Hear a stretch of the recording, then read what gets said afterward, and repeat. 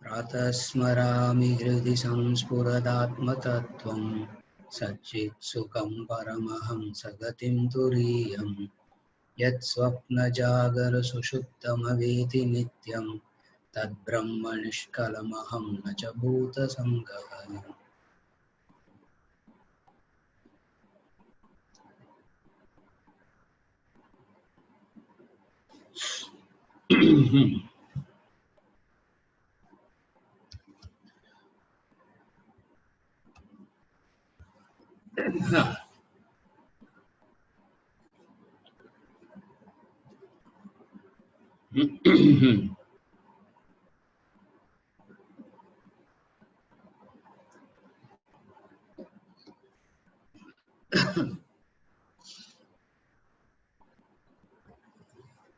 There is a clarification from Sri Ram.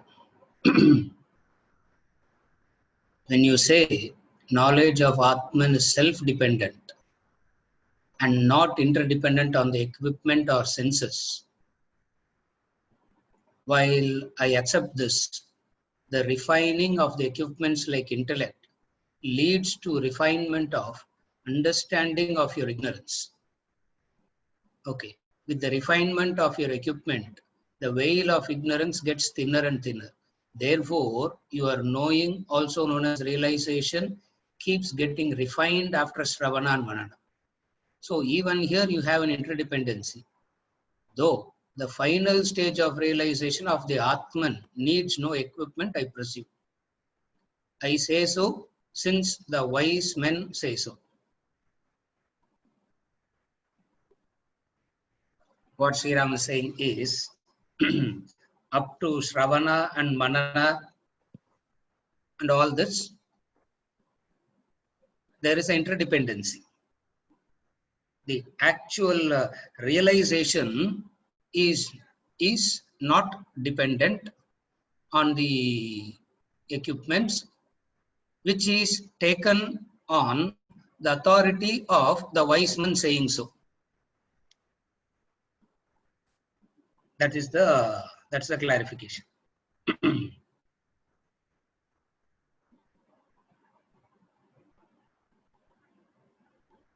There are two types of knowledges. One is the knowledge of an object. Another is what is known as Swarupa Jnanam in Vedantic language. In English, it is known as objectless awareness, objectless knowledge. One is knowledge of an object. Another is objectless knowledge. This objectless knowledge is in Sanskrit is known as Swarupa Jnanam. The knowledge of an object is called Vritti Jnanam. That which is understood through the medium of a thought. Vritti Jnanam is that knowledge which is understandable through the medium of a thought. So two types of knowledge. One is objectless knowledge. Another is knowledge of an object. In the knowledge of an object, the subject comes into the play. The individual comes into the play. In the objectless knowledge, that Swarupa Jnanam is there, which is present already. So, conditioned knowledge, now since we are very fresh, for 10 minutes a technical explanation and then we will water it down. Yeah. Just for the first 10 minutes, we can take something very serious also. And once in a while, we have to get serious also. So one kind of knowledge is a born knowledge. Another kind of knowledge is that which is pre-existing. When we say pre-existing means which is there, that's all. You can't even say which is there at all periods of time. That itself is a very limited way of saying it. Now, this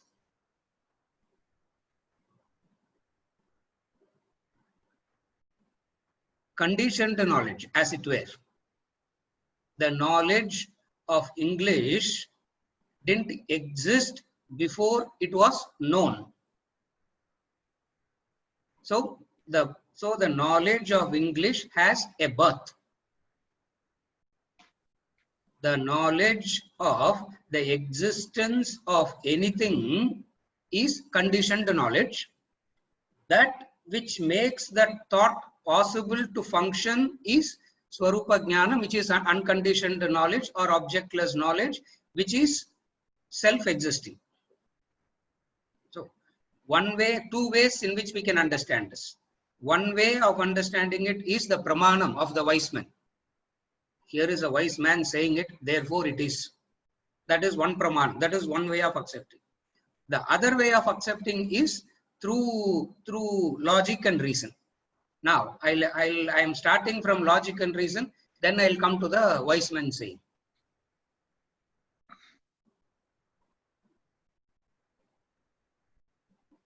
Personally speaking, me as a person, I take it because the wise man is saying, because the guru is saying, I take it. I really don't go so much by this logic and tarka and all that, beyond a point, because it doesn't make any sense. Here is a person who with all good intentions, serving and sacrificing, saying something, Shraddha, I take it.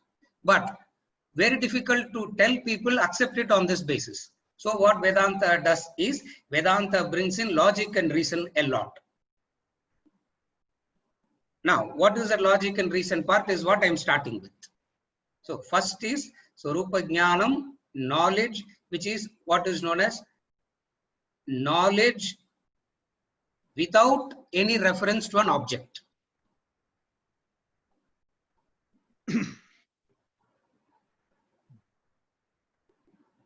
This knowledge, there is this knowledge existing without any reference to an object is an inference. You don't know it directly. It is an inference. You infer it has to be so. And what is that, on what basis we infer is the logic and reason. Are you able to follow the background, the formula? It is an inference knowledge. It is an anumanam. It is an inference, and that inference is based on a logic and reason. Now, what is it? For which we need to understand how a thought is born, how any knowledge is born. Any knowledge is born only when the subject and the object come together. Knowledge is born only when subject and object come together. Now, subject here is the individual. The individual having the respective instruments of knowing. Instruments for knowing. Yeah, grammar lang konjam apdi irukum, adjust pannikum.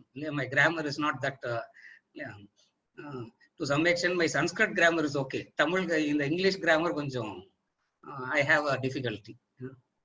So the individual is one who has this instruments of knowledge. There is this instrument of knowledge, and then there is an object. When the instrument of knowledge comes in contact with the respective object, the knowledge of that object arises. I say, I know. The knowledge of that object arises, I know. So in this knowing, two things are existing. One is the respective instrument, which is in the subject. The object, which has its own nama, rupa, guna, karma. An object has its own nama, rupa, guna, karma. Nama, rupa, guna, karma is name, form, property, action.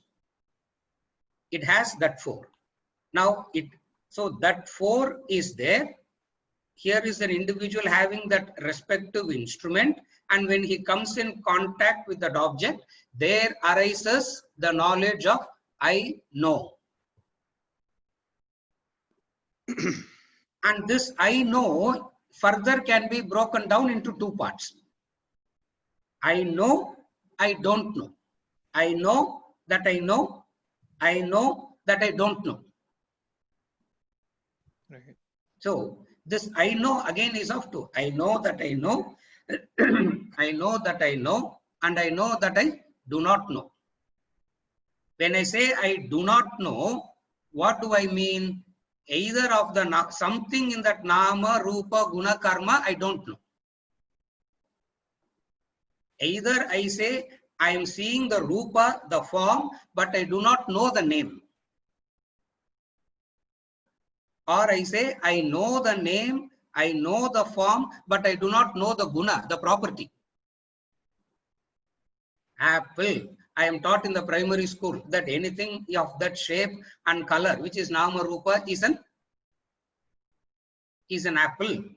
As I evolve further, I understand the guna involved in it, the properties of it, the physical properties, the chemical properties, the biological properties, and all that. And then further is an action. What is it? What it does. When I say karma means what it can do and what it can't do. இது வந்து ஒரு இது இல்லை என்கிட்ட flow chart மாதிரி போட்டு காமிச்சிடலாம். It becomes so easy to grasp. அது வந்து நீங்களே you mentally put the chart and it becomes easy to follow. So I know the nama rupa guna karma. All this happens in me by the medium of a thought. It's all this happens by the medium of the thought. Are you okay till now? Yeah, I have a couple of questions. Yeah. Because this is something, this is the basis upon which we develop the entire Vedantic knowledge. Yeah, unfortunately last week I couldn't be there to ask this question, but I heard it. இப்ப நீங்க சொன்னதுல ரெண்டு விஷயம் இருந்தது. So in this case, right, when I'm thinking a couple of questions. One thing was, here isn't the object unlike the case of say Ramana Maharishi, say in my case, the object is the Shastra, is the Atma Bodha. Correct. That you are talking about. Yes. That is the object that I am interacting with. It has a name, it has a form in the form of a book or yes. whatever. Correct. It does postulate or say certain things. Yes. And it makes me act, or it has the ability to work on me. Yes. If correct. I have the right equipment to understand and assimilate. Exactly correct. Yes. So even in this case, there is supposedly, in my case, there is a subject and an object. The question I had was, you said about knowing. Either you know or you don't know. Yes. But I think there's the third aspect. You think you know. Correct. The thing is, be it in the spiritual realm or in the worldly realm, you kept saying worldly stuff last week in the recording. It keeps changing. Correct. Yeah, it keeps changing now because our refinement or understanding also keeps changing. Yeah, of a certain thing. And the same thing even in the spiritual realm. Yeah. Yes. That is where the third thing, I know, I don't know. The third thing, I think I know, is what we will be discussing at the third stage. We are going to come to that. I think I know is what will be called as fundamental ignorance, moola avidya, ajnanam. It comes there. Logically, it has to come to that point, and only when we break that point, we get to know the true knowledge. Right. You are correct. That point is coming. I didn't go into that point as yet. I just covered the first two steps. So the objective till now I have not yet gotten into the discussion of objectless knowledge. We understand the process involved in the gaining the knowledge of an object, and then we say how this process is redundant when we come to that which is enlivening the thought itself. So we understand this process and then we eliminate this process. Once we understand this process, which is what is happening in all of us already, and then we eliminate this, then there is the conviction that yes, the final stages, in the final stages of self-realization, when I actually realize the Brahman, the self, the Atman, it will be an understanding minus any equipments. So there will be, so there is an intellectual conviction even before I pursue the tapas very seriously. So here we are discussing how to pursue the tapas very seriously by developing an intellectual conviction first. Are you okay? The sequence till now? Okay. This is the sequence. Okay. Now, the moment I gain a knowledge, let us say, often the classic example of the Shastra is knowledge of the pot. They take that pot exam. I don't know why they like that pot so much in the Upanishads. All the highest thoughts is given out in the example of with the pot only. Even the vritti, the thought process, and how all that is there, they take the example of the pot. Now I am not taking the example of the pot. I am taking the example. I am taking the example of an apple. Now there is the knowledge of an apple. Now I have a knowledge. First I say I don't know what an apple is. Then I say what I know what an apple is. Then comes the point. I think I know what an apple is. Is this what the apple is made up of, or is this anything more to this? First, I don't know what it is. I just see the first stage. I see only the form. Then I have to give it a name, because I can cognize it only when I give it a name. If I don't give a name, human being cannot cognize anything, cannot understand anything. So we have to give it a name. Yeah. Even for the Adikar Poelkalam, we have to give a name, no? Because it is identity that helps that can help the thinking. If the identity is not there, we can't proceed in thinking. So first I see the form, then I give it a name, then I say I know it. Then the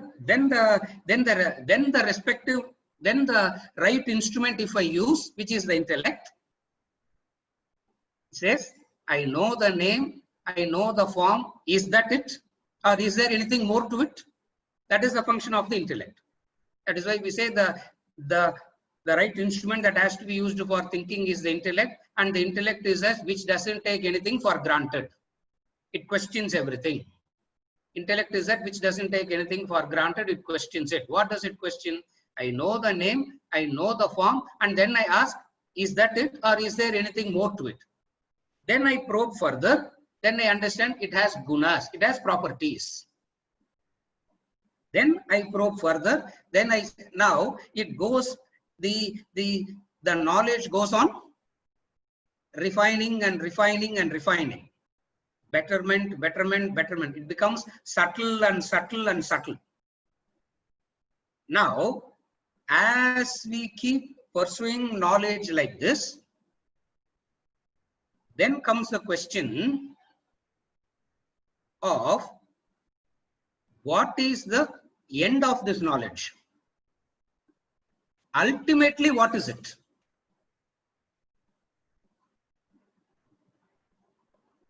I know the form, I know the name, I know the guna, I know the karma, I know everything. I go deeper, I go deeper, I go deeper.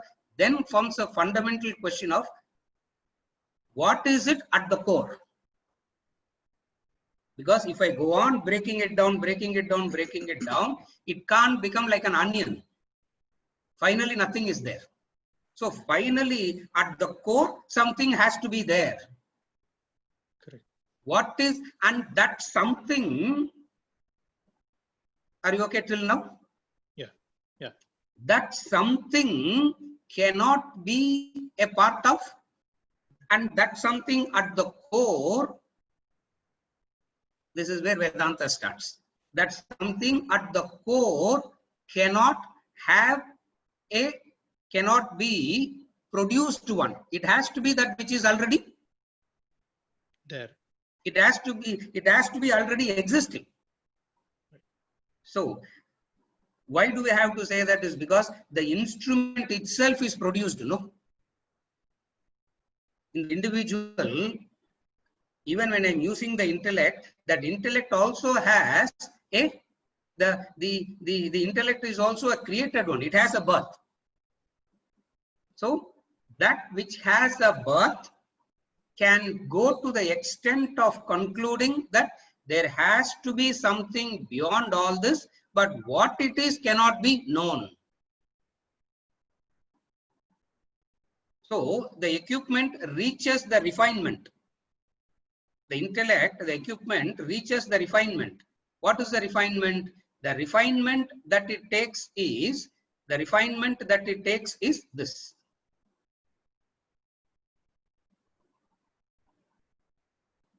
It knows the limitations of its own self. The moment it recognizes the limitations of itself, in the science recognizing the limitation of oneself, we started making instruments. That which can't be seen by the naked eye, I found a magnifying glass. That which can't be seen by the magnified glass, use a microscope. That which can't be seen by the microscope, make it, refine it. With the naked eye, I can see the star, but then there has to be something beyond. So I made a telescope. Now, so I go on creating instruments only to know anything. Now, Vedanta comes and says, through the instruments, how much ever you know, it has to be limited, conditioned by that.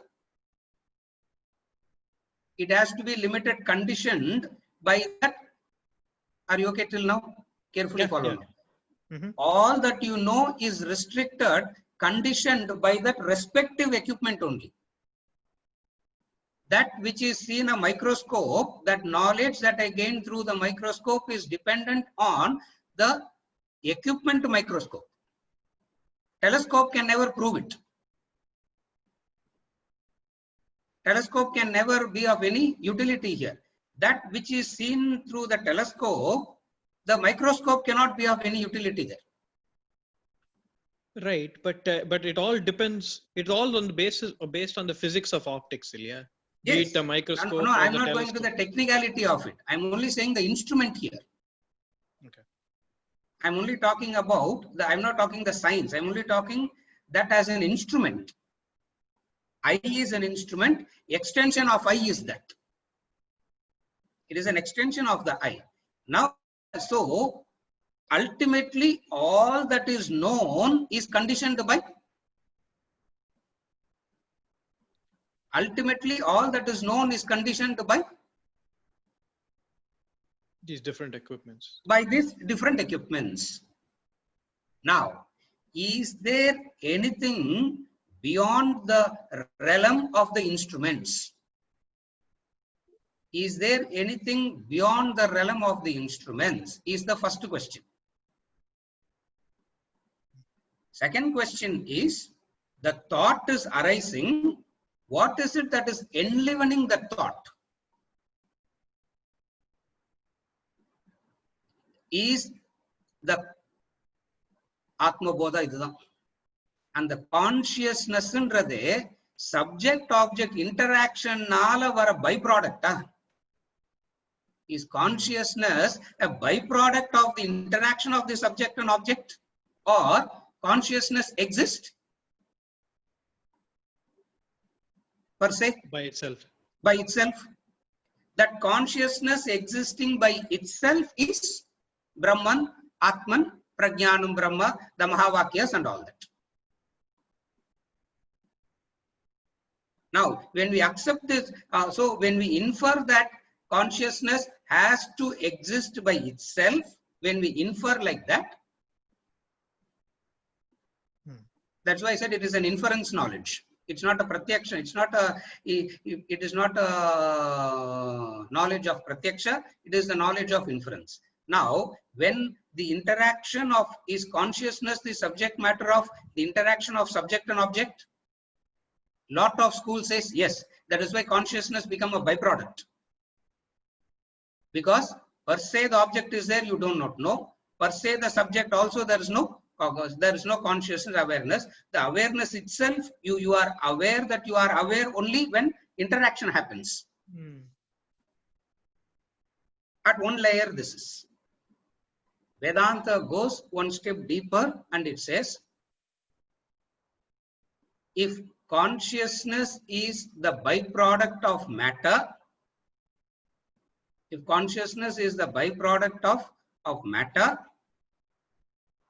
then there cannot be something called matter. It is also consciousness only.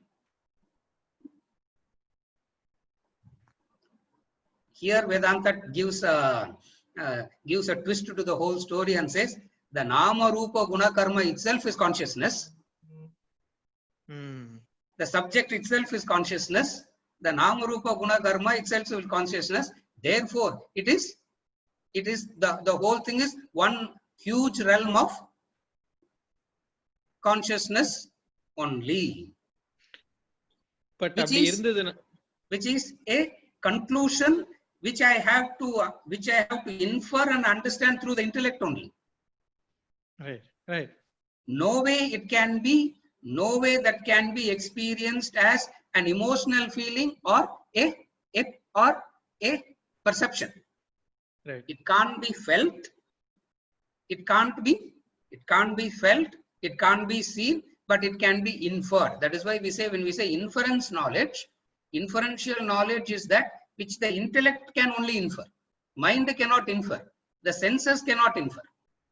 Therefore, when we say it is an inferential knowledge, it is the knowledge that is completely associated with the specific instrument of buddhi, the intellect.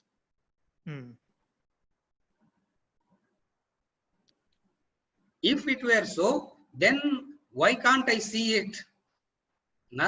Vedanta comes and says, now you are making the mistake of bringing in the wrong instrument. If microbes are existing, why can't I see it? You can see it only if you bring in the right instrument. So now, to logically conclude and develop a conviction that it is there, something like that is existing, which is the knowledge of which is the methodology of inference, is what the knowledge of, from the objectful knowledge we go to objectless knowledge.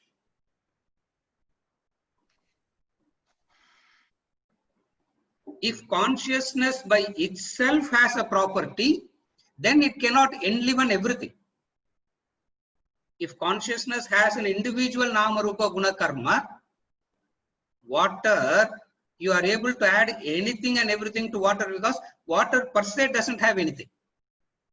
Or the quality of the water is to absorb everything and mix and mix it well. Consciousness is something like that. That is why in the Taittiriya Upanishad, water is seen as Brahman, because each and every element has this quality in it. That is why they say they worship water as Brahman. They worship in the Yajna Karma, fire is worshipped as Brahman. Everything. So consciousness is existing all by, here consciousness is existing all by itself. That is why anything and everything it is able to enliven.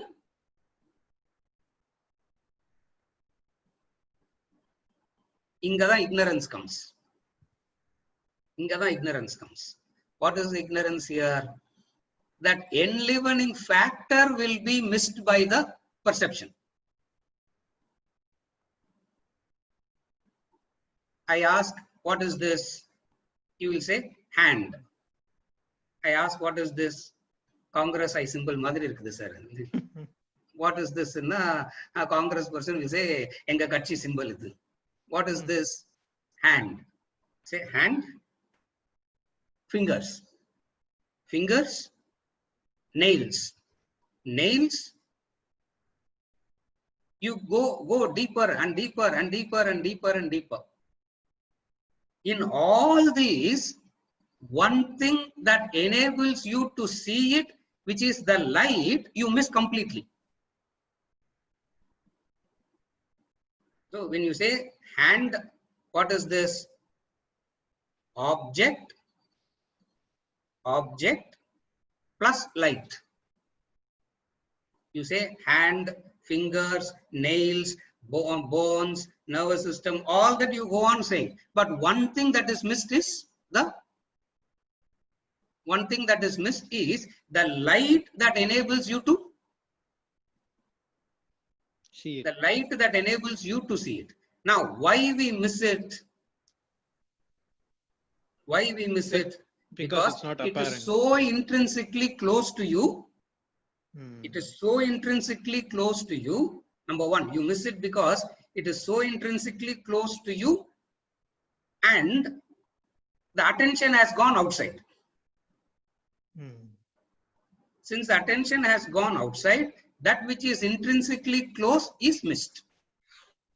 This is what we call as turn inward. You have to turn inward. Now, what is turning inward means? When you see the hand, when you see the fingers, when you see the nails, when you see everything, what is also seen along with it? The light. Now here in the object, even when we talk about the knowledge of an object, light is, though we take the help of the light, we don't recognize the light. Why we do not recognize it? Because it is there already, all pervading, which doesn't require, which is not an object of inquiry till now.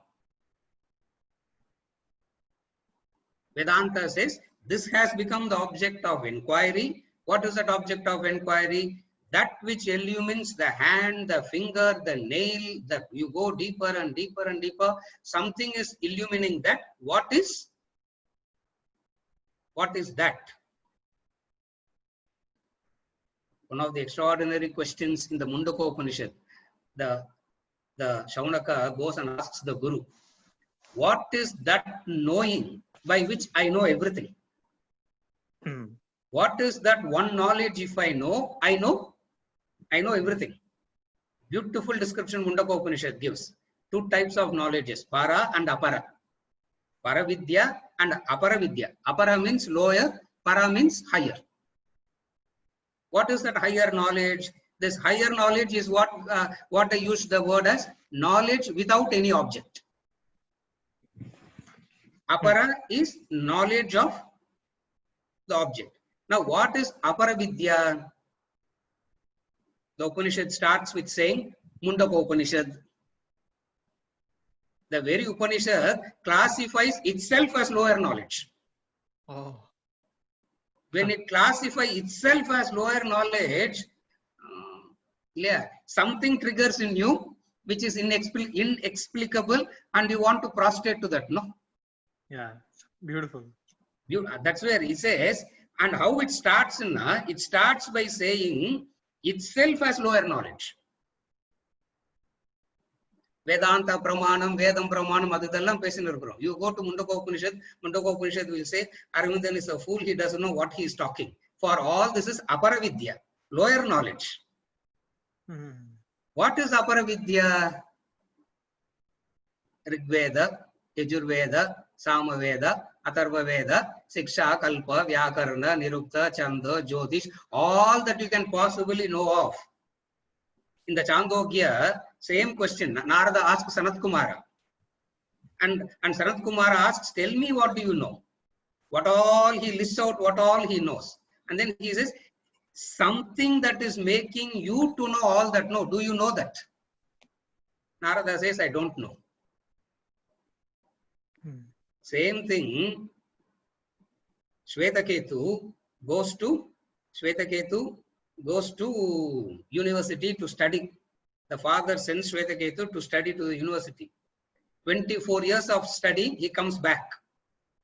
After studying 24 years in the university, he comes back. When he comes back, the father, maybe he's sitting by the window that day, he saw the son walking. He saw the son walking. Body language. He saw the son walking, and the way that he was walking, he didn't see the son walking. He saw he is like a stamba, like a pole walking. Pole means erect. So he comes back and prostrates to the father, saying that I have finished my education. The father looks at him very sadly and says, you have wasted 24 years. You have not learnt anything.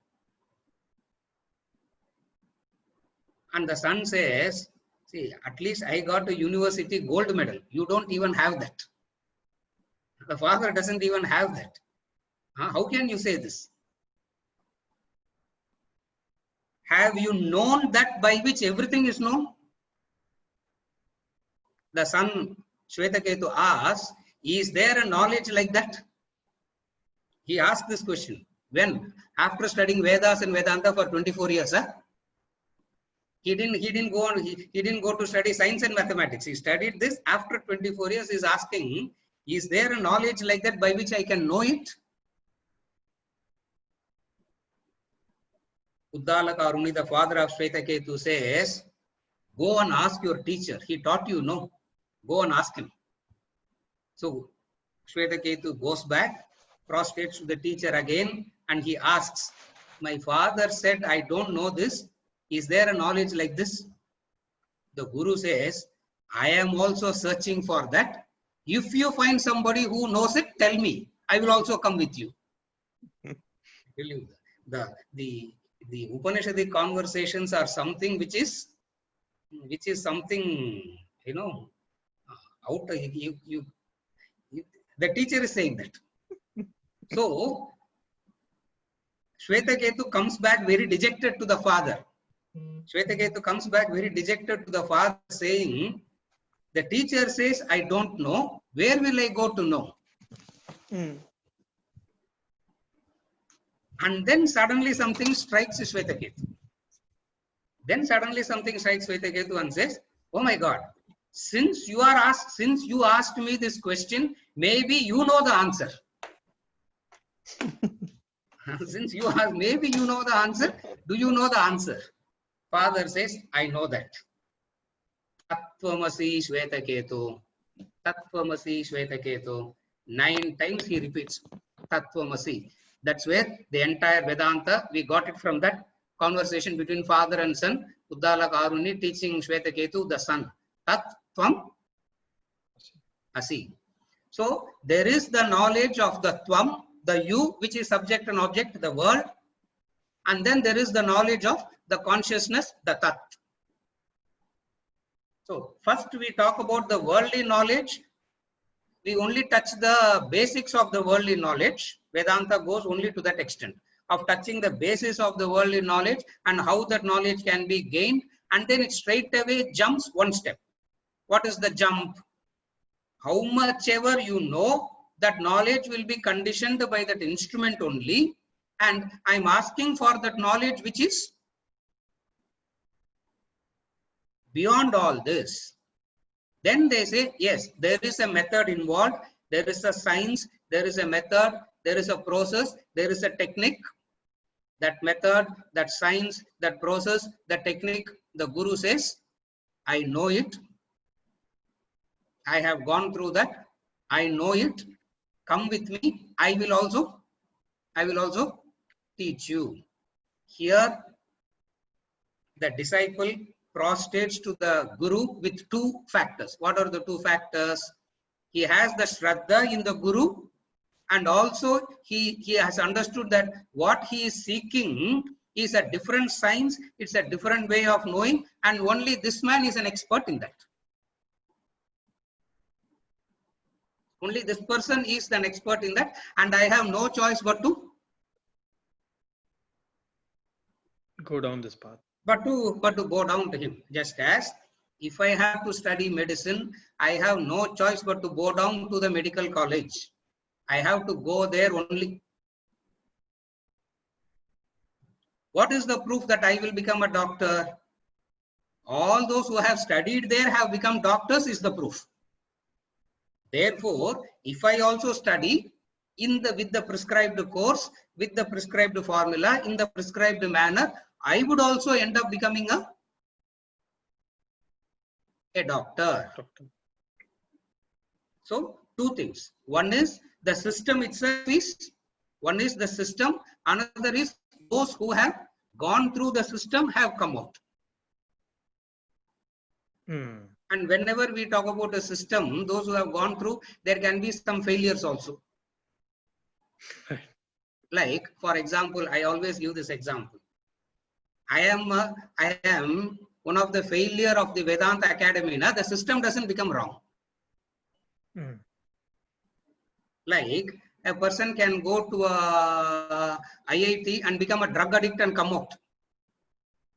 At the second year, he can become a drug addict and he may be spend his rest of his life in the rehab center. That wouldn't make the system wrong. So, are you able to follow? So one side is I understand the I understand the logic and reason and everything behind the system, and I develop a conviction in the system. Through these classes, what we are trying to do is to do that only. Through these classes, we are trying to develop that intellectual conviction first. Only when the intellectual conviction comes, when I see the person, there will be a Shraddha in that person. Straight away to say have Shraddha in that person will not help.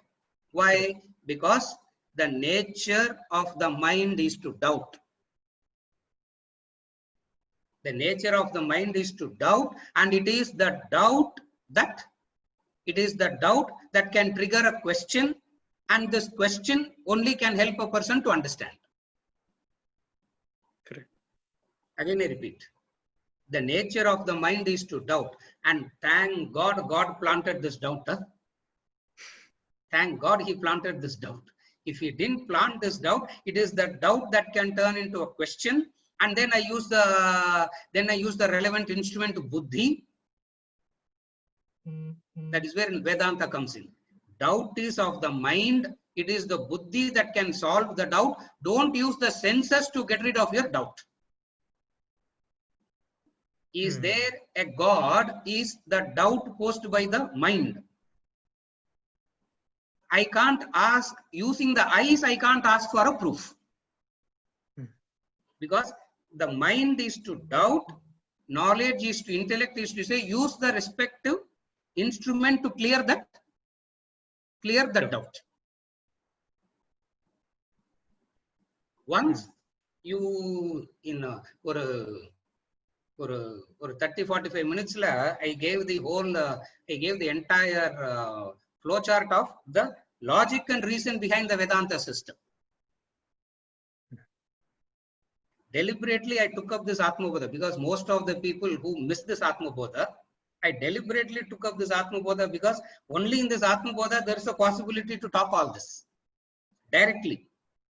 If a Bhagavad Gita indirectly in Bhagavad Gita, it is assumed that you know this already. Since he assumes that you know it already, it becomes too difficult to put in there. Atmabodha, Sakshan Mokshaika Sadhanam, knowledge is the only means. When he is so assertively saying it, we have a possibility to explore this question into detail. Therefore, one is to understand that yes, it is the system that will help me to understand this. Also, added up the additional conviction or simultaneous, you can say, is those who have gone through it have become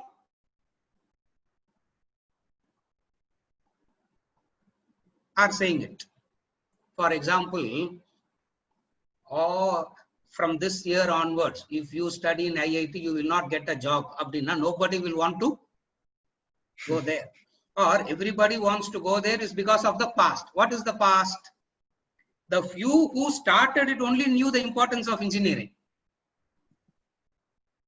Right. The few who started it, they knew it. But for the vast majority, the conviction comes from where? The conviction comes from those who have gone through the process and have come out. Right. Here, who are those? The Guru Sishya Parampara. Who are those? Alumni nu solranga illaya, michadalella alumni. Inga vandu here we don't call it as alumni. Here we have a different word called Guru Sishya Parampara, and the Guru Sishya Parampara is so extraordinary. Tomorrow, Guru Purnima. Yeah, tomorrow being the Guru Purnima, this Guru Sishya Parampara, that this unbroken chain of the knowledge being transmitted from one to the next to the next to the next to the next. So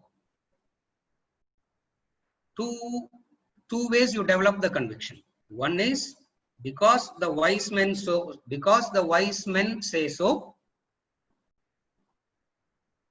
and they become wise because they followed the. They became wise because they followed the system. Following the system means using the relevant instrument. Using the relevant instrument, following the prescribed methodology. By using the relevant instrument and by following the prescribed methodology, what appears as a mere theoretical knowledge at one stage, which is Aham Brahmasmi, becomes a matter of subjective experience. So you say Aham Brahma Asmi. This is the answer to the clarification.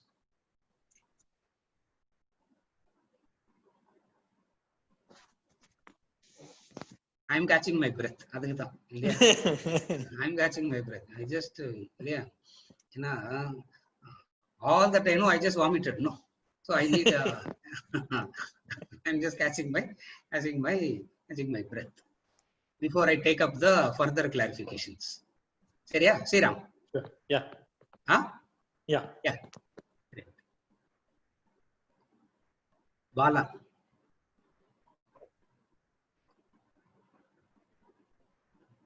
I think I have answered all that. Para, apara vidya, relative versus absolute knowledge. What is the relationship of this vidya and the new pair of object-based knowledge versus objectless knowledge? Yes, I think I have covered all that.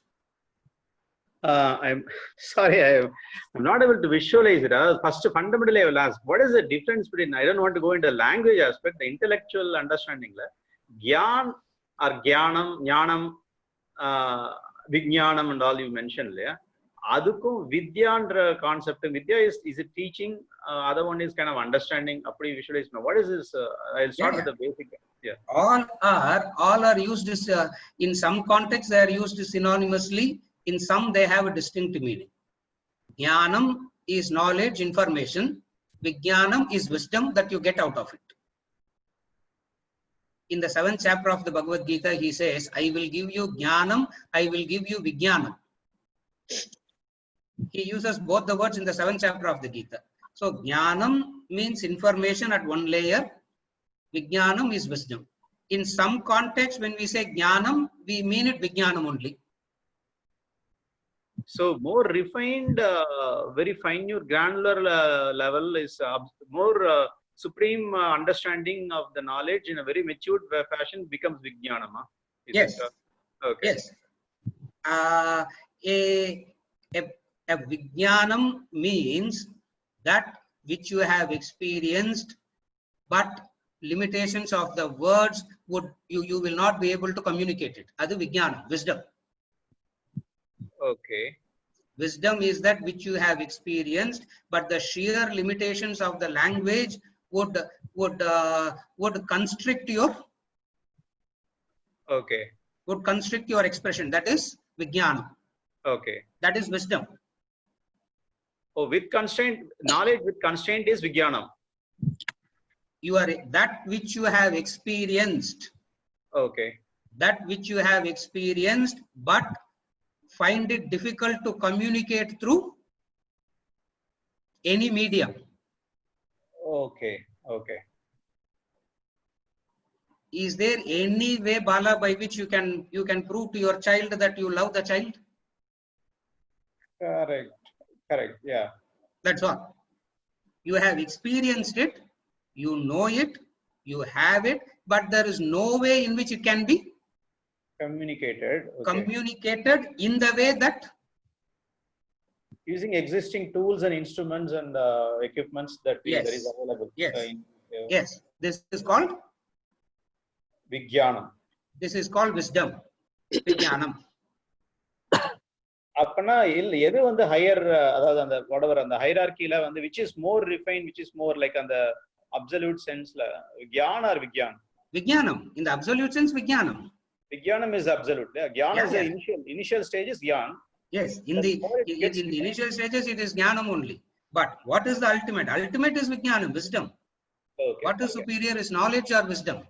Okay. அப்ப புரியுது. knowledge and matured ஆனவனா அது wisdom ஆ மாறும் அப்படினு English the western thought process. Yes. Knowledge becomes wisdom. அதே மாதிரி தான் இங்க Gyan becomes Vigyan. Just a deviation, I don't want to deviate, but தமிழ்ல வந்து ஞானம், விஞ்ஞானம், மெய்ஞானம் அப்படினு வருது இல்லையா? Vijnanam, they say, is more a material knowledge. This is linguistics. I'm not getting into linguistics. No, I don't want to either. But okay, so the misleading. Yeah, this is linguistics. I'm not getting into the linguistical thing. I'm only trying to define the concepts behind it. Okay, yeah, any word you can use. Okay. So Tamil is on the kind of distraction. I think Vijnanam, Meinyanam la on the. Correct. Okay. Correct. I'm not bringing in. I'm not getting into it in the linguistic sense. Sorry. No, I don't want to. Yeah, my question is more of intellectual clarity, though. Okay, so in that sense, you said Gyan abdiinradha knowledge. We just talked about the extreme, supreme, absolute thing is Vigyan and all that, right? Yes. Then the Vidya, the Paravidya, Aparavidya, which is the relative. Same thing. Aparavidya, they are not able to communicate the Paravidya. They have the wisdom. The enlightened master wants to communicate something to me which I am not able to receive. Okay. That which he is not, that which he has experienced and which he wants to communicate and which he is communicating, I am not able to. I should have the humility to say, I am not able to receive it. Okay. Why? Because of the instruments that I am taking there is, the instruments that I am taking there is wrong. That's what I explained to Sriram. The instruments that I am taking is wrong. They are limited in nature. They have some constraint and limitation. Okay. They are limited in nature. So, and the limited is Aparavidya. Paravidya is, Apara is negation. So, Yes. Apara is which is a relative. Yes. Apara is relative knowledge, lower knowledge. All that you say I know is lower.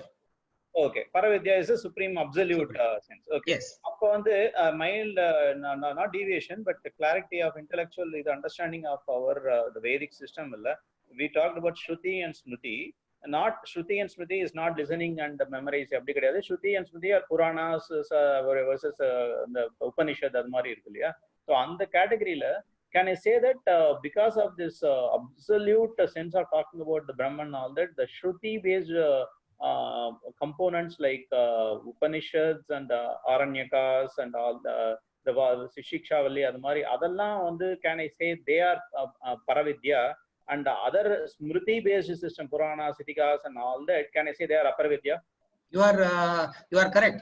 In a very relative sense, you can call it as Paravidya. In the relative sense, you can call it as Pramanam Paravidya. Upanishads and the Upanishadic based things, the Vedanta, you can call it as Pramanam Paravidya in a relative sense only. Okay. Relative sense only na. Relative sense na. The very Vedanta itself is communicated through words. Okay. The very Vedanta itself is communicated through words, through logic and reason, and there is an instrument that is cognizing it. Okay. Okay. Itself is limited. Okay. And the Paravidyanam Upanishad itself, by the nature of we practicing or understanding itself, is limited. Limited. Other more limited, even lesser limited is a Smriti based. Correct. Only in the hierarchy. Correct. You are right. Hierarchy. Okay. Yes. Now you are getting it. In the hierarchy only in a very limited sense only we have to say this is. Okay. This is Para. Okay. Appadina somebody saying using a pramanam or authority quotation or reference mari number research paper la podra mari. Somebody says Smriti based or ida vandu base panni or somebody is saying something adana or what is it Smriti based system anything that they quote and say this is what a man should do, woman should do and all that, they have a limitation. Then in that the best pramanam there is not Smriti based system, but go back to Upanishad and say that is a correct. So that because everybody says they have a pramanam. The problem is anywhere you that is why in this culture, in this country, we have Vedas as the Vedanta. The Upanishads is the ultimate pramanam. Anything that is contradictory to the Upanishads is, anything that they say is contradictory to the Upanishad becomes not a pramanam, not an authority. Okay, because it is relevant, it is applicable in that limited sense, in that limited context, it is the knowledge. Okay. ஏன்னா இதெல்லாம் அந்த time இதுக்கு அந்த காலம் இதுக்கு வந்து தேசம் காலம் that is why desha all that comes there. Then it is applicable, but இது வந்து Upanishads are like time law. Yes, that is why we say this Upanishadic knowledge is Sanatana Dharma, applicable at all times. Okay, so whenever somebody quotes a Vedic Veda nu quote panna or Vedic nu quote panna, they are actually meaning Vedanta, which is Upanishadic Shruti. That's how that's how it should be. Yes, that's how you have to receive it. Okay, and இன்னொரு கேள்வி என்ன கேட்டிருந்தா Paravit you mentioned, so அந்த Gyan and Vidya is a kind of a teaching and or teaching system. Gyan is the output of it or the result of it is the Gyan, if I understand. In the pairs of opposites, I am trying to understand. No. This is what I am saying. Again, you are getting caught in that vicious loop of logic. Okay. Vijnanam is not the opposite of Jnanam. No. Vijnanam, Jnanam, not opposite. And the Vidya versus Gyan. I said again, it is the same. Same, okay. Again, it is the same. This is just linguistics, I said in the beginning itself. It's just linguistics. Okay, then okay. Then sorry. Okay, then that is clarified. Then what is the last one? I had it. I think I covered. Yeah. Okay, I think on the Shruti Smriti, the other one I think I covered. Yeah. Okay. Thank you. Yeah, sure. It's covered. Yeah. Now, another clarification from Lakshmi. How do we know? How do we know which school is correct? You cannot know. Forget it. No, because in certain things they say Gayatri Japam Panla ladies. In other school of thought they say you should not do. So which one is correct? You cannot compare the two schools of thought and say which is correct. Whatever is logically appealing to you, you take that. Here we are now doing the comparative study to decide and say which school is right, which school is wrong. We are not discussing that. We are not, at least in this classroom here, we don't discuss the different schools of thought and compare and say which is right, which is wrong. Here we discuss if it is appealing, if it is reasonable to you, if it appeals to your logic and reason, you take it. if there is a fear or if there is the conditioning which makes you to believe that this should not be done, you are perfectly right not doing that. For example, they say if you say Gayatri Japam, it will affect the lady's uterus. So how do I know see, whether this it is what I am correct saying. That's what I am saying. I am not getting into these details of who is right and who is wrong. I am not getting into all these details. For I can prove it to you in 2 minutes. Have you studied Ramayana, Lakshmi Ramu? Not really, not fully. Okay, not really, no. Is there anybody here who has studied Ramayana, Valmiki Ramayana?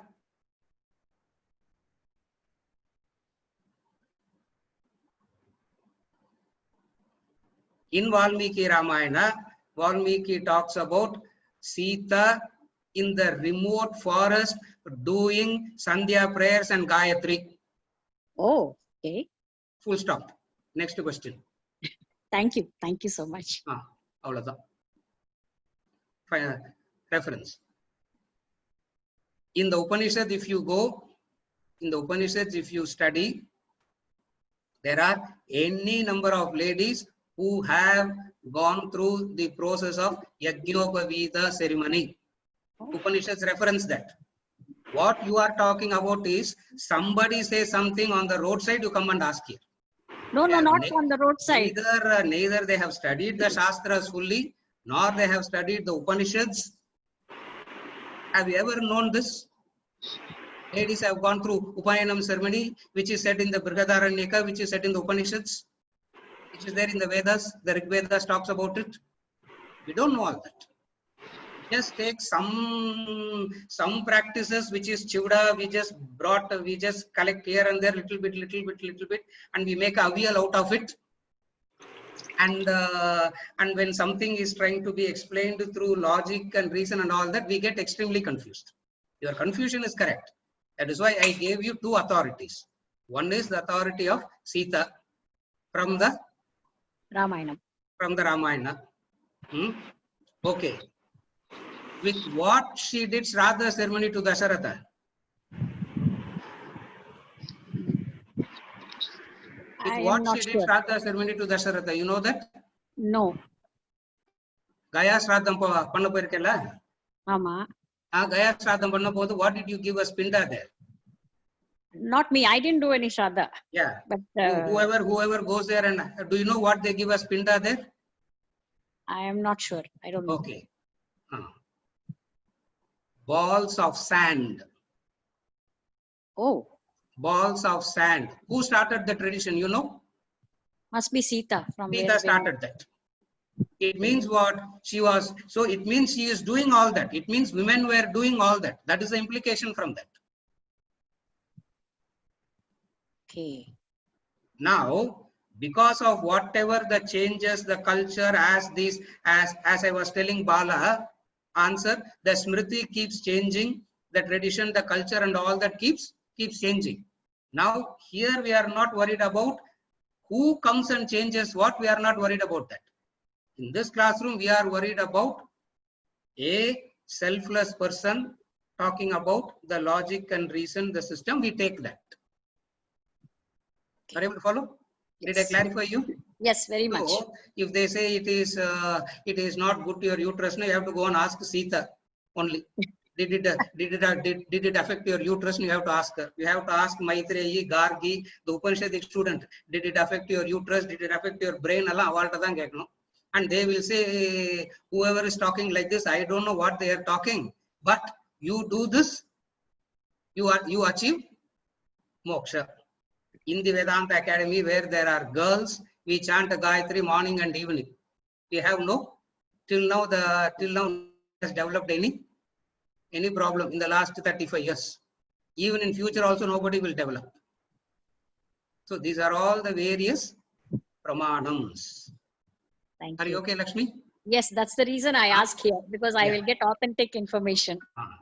Thank you. Thank you so much. இப்போ இவர் சொல்றது authentic ஆன இன்னொருத்தட்ட போய் கேட்காதீங்க. ஐயோ நான் கேட்க மாட்டேன், because you already gave me Ramayana as your authentic source. அதுக்குதான். That's why I gave Ramayana as the authentic. That's why I gave Ramayana as the authentic source. Yeah, true. Where where Yajnavalkya and one of the chapters in Brihadaranyaka Upanishad is a discussion between Gargi, a lady wearing Upanayanam, and Yajnavalkya. That's how the Upanishad says. One of the chapter is the conversation between Gargi and Yajnavalkya. Okay. It means what? They also knew it. They were also going through it. Now, what happened in between, why it changed and all, it politics, and I'm not getting into that because that is not the subject. Yeah. That's not the subject matter here. Neither are we social reformers here, wanting to go into the past and change and correct and all that. There is the authority to it, and this is the beneficial to it. Logically speaking, human beings, man or woman, it doesn't matter. Men, women, all human beings are given an intellect. When all are given an intellect, all has to chant Gayatri, whether you like it or not. Full stop. But is it after taking the Upanayanam, or you can chant anyhow? Whenever. Okay. Whenever. Because in the Sastrigal Upanayanam Panni Vaingana, they will curse you and go. They will curse you that you will go to Naraka, and then you will come and ask me what is the prayaschitta for that. I don't know all that. Yeah. I don't know all that. Neither am I an authority in that also. You just you say morning and evening that let my intellect be, let my diyoyon of prachodaya, let my intellect, let our intellects be as sharp and as penetrative as the sun's rays. That's all that prayer is.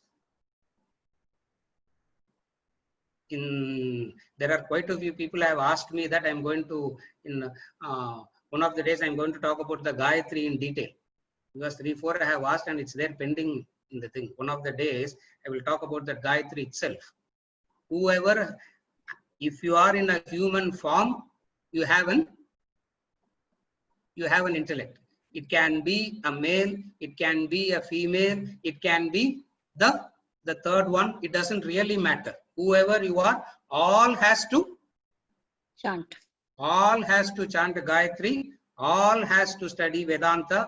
All are qualified to get moksha. That's all. Yeah. Just get rid of this. Get rid of these limited superstitious notions. Okay. Thank you. Yeah. Thank you so much. Right.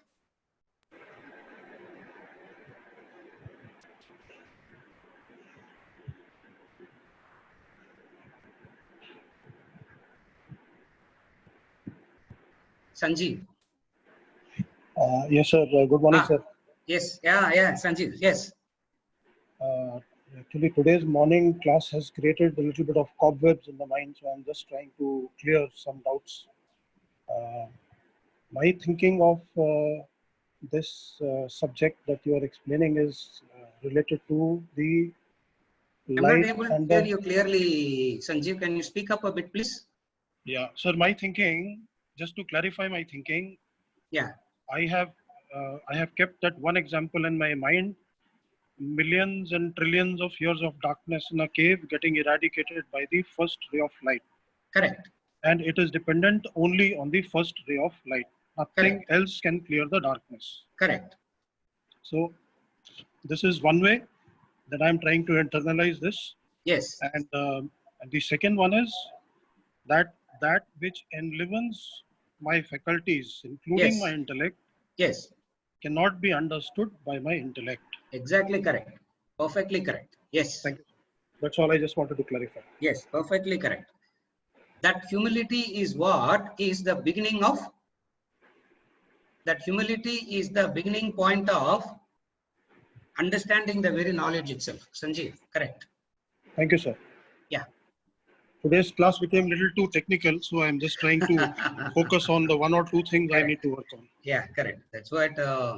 That's why I started by saying once in a while we have to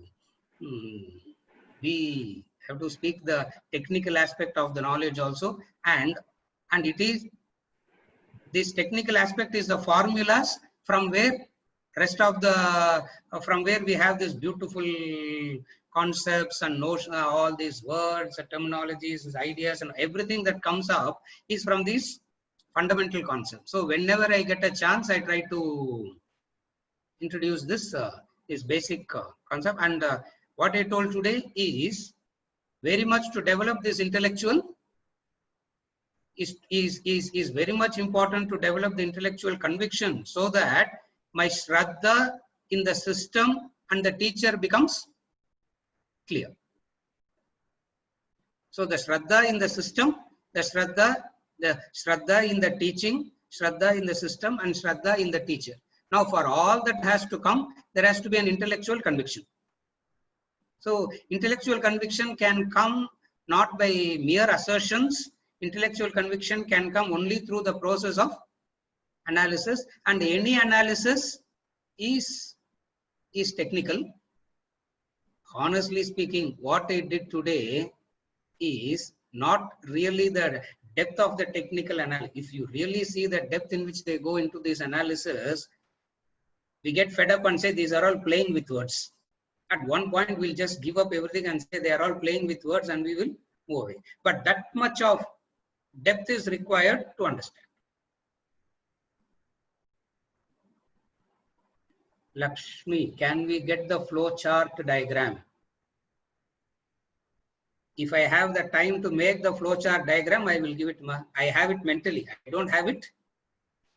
All this I have mentally only. I don't have anything. See, like even as I am talking, I don't have any points or any references or anything. I just speak from the. I just speak. I have it mapped mentally. That's why I'm saying you also try and map it mentally. That's the effort that you have to put. Little bit of effort you put and you map it mentally, then it becomes yours. If I show it and if I send it my mail or post it to you, other poster, other reference point, it will not be of much help. If you don't understand anything of what I said, don't worry. We will talk about this again. We still have 64 more verses of analysis. So you will not miss anything. Okay. I think I have taken all the clarifications.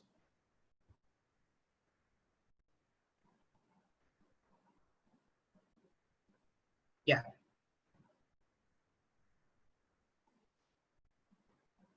Time of 9 o'clock. Therefore, we conclude the session. What is very important to understand is,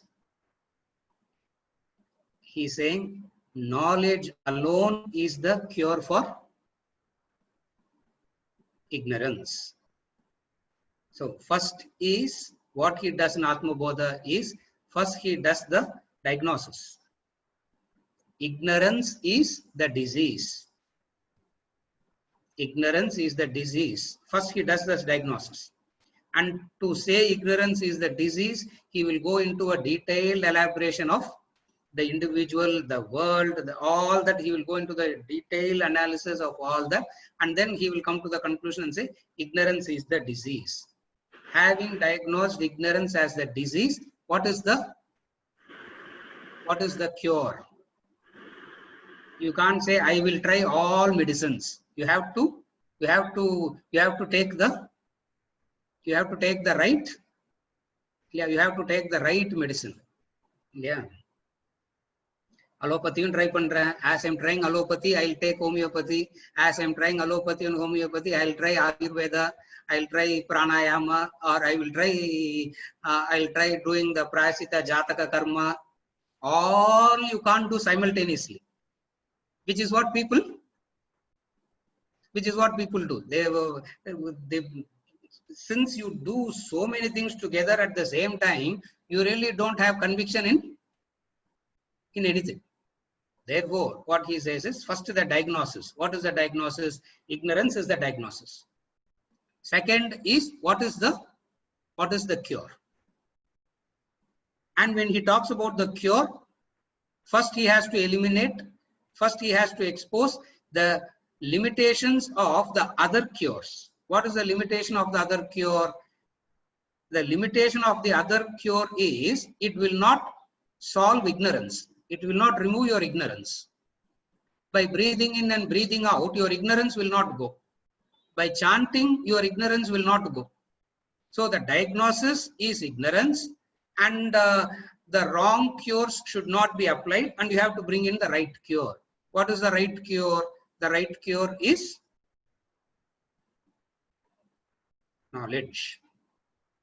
And what is that knowledge? So first he is trying to give the formula. So first what he did till date we have covered. I'm just summarizing what we have studied till now.